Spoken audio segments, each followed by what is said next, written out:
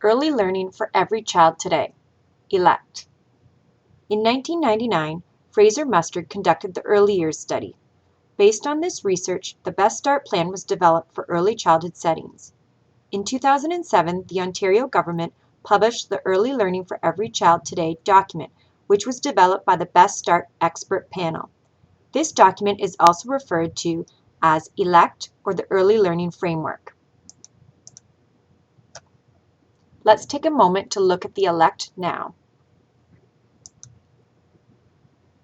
The ELECT document is meant to be a guide to support curriculum and pedagogy in early childhood settings. It was created to complement what is already existing in early learning settings. It does not prescribe a course of action. The ELECT is based on 6 foundational principles to guide best practice. It also includes a continuum of developmental skills that focus on a responsive system of childcare based on what and how children learn in the years 0 to 8. Let's take some time now to look at the 6 foundational principles of the Early Learning Framework. Early Learning for Every Child Today brings together established research findings and diverse perspectives, beliefs, and recommended practices. It recognizes that families, communities, and cultures hold distinct values about how young children should experience and interact with the world around them.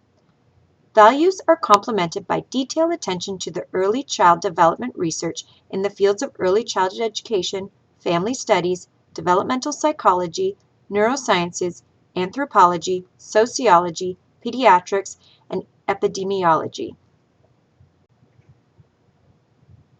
Principle 1. Early childhood development sets the foundation for lifelong learning, behavior, and health.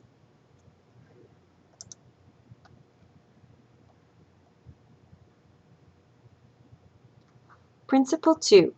Partnerships with families and communities strengthen the ability of early childhood settings to meet the needs of young children.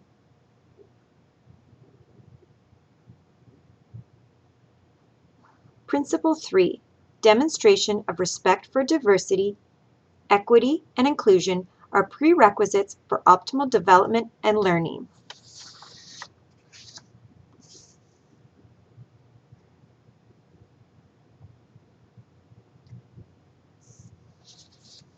Principle 4. A planned curriculum supports early learning.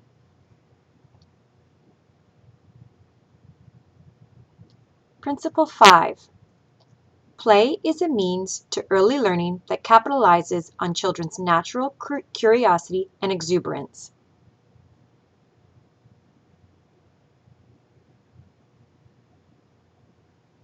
Principle 6. Knowledge and responsive early childhood practitioners are essential to early childhood settings. The ELECT document also includes a continuum of development, which outlines the sequence of skills that children can be expected to acquire as they develop. It covers a broad range of developmental domains: physical, social, emotional, communication, language, and cognitive. This is a base for observation and discussion of children's growth and learning.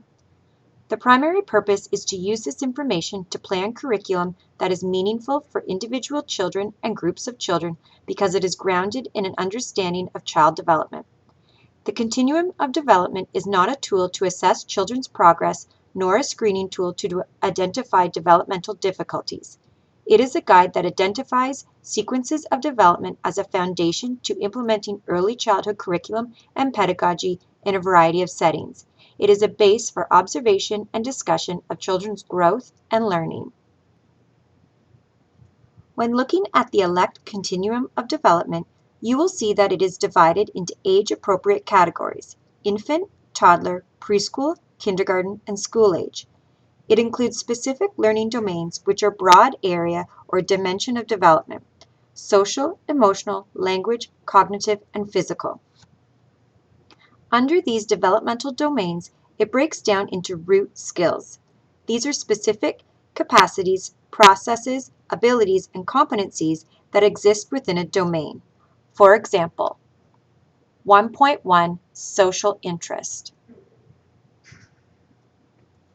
It also includes indicators. Indicators are markers of what a child knows or does which show that the skill is emerging, being practiced, or being elaborated on. The indicators are how the child is demonstrating competence in a certain root skill. For example, preferring human faces to inanimate objects or animals, smiling at an adult, returning the gaze of an adult, seeking adults for play, stretching arms to be picked up, examining objects with others as a means of forming relationships, or observing peers. Interactions are examples of adult-child communications, contacts, and joint activity that support the child's accomplishment of the indicators and related skill development. Interactions provide you with examples of how an educator can encourage, facilitate, and provoke a child to accomplish a certain area of development. When you are on field placement, you will be required to incorporate the principles and continuum of development into your curriculum planning. Most early learning settings above plan and document their curriculum and the children's learning using the principles of ELECT. Let's take some time now to review the 6 foundational principles of the early learning framework. Please refer back to your course module notes.